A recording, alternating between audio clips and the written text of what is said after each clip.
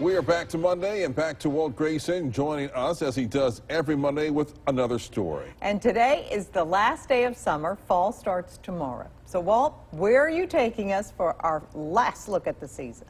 Well, you know, there's a bunch of distinct geographic areas that make up Mississippi. You have the coast, the Piney Woods, the North Hills. Probably the most iconic, though, is the Delta. And in the Delta, summer doesn't end, it just melts away. The most prominent exports from the Delta have historically been cotton, soybeans, and corn here lately, and blues music.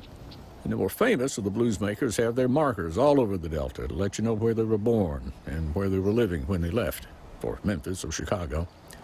And behind them, they left their muse, the flat, hot Delta, full of little crossroads towns where you can get a Coca-Cola and a bag of chips for lunch. Little hamlets usually near a creek or a bayou with alligators and water moccasins, and every place in between that isn't a lake bank, a village, or a cemetery has been cleared and planted and is cared for as if life depended on it, because it does. Good crop year, everybody benefits, from the banker to the car dealer to the folks selling the potato chips at the convenience store. But the last day of summer in the Delta is sort of like it has been since the middle of May, and will be until a week or so after State Fair. It's hot.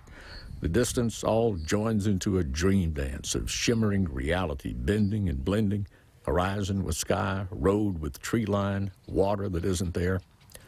There's a dance the clouds do with the corn rows, too. It's too slow to see in real time. Like the rest of life, you can't really tell what's going on in real time. It's only when you go back and speed it up that you can pull out the patterns. Speed it up, you can tell exactly where you went wrong.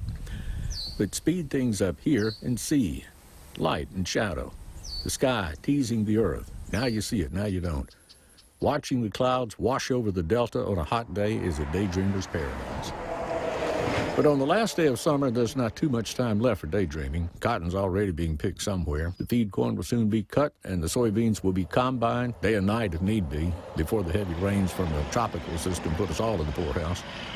And the land that changes so slowly and changes so little summer into fall will look entirely different by the time fall clicks over into winter. Now, we'll tell you this, if you're not familiar with driving in the Delta during harvest time, you are susceptible to running up on the back of farm machinery that's wider than the road. The bad news is they're slow. Good news is the Delta's flat, so it's easy to see cars and nail the lane way away, which makes it a lot easier to pass.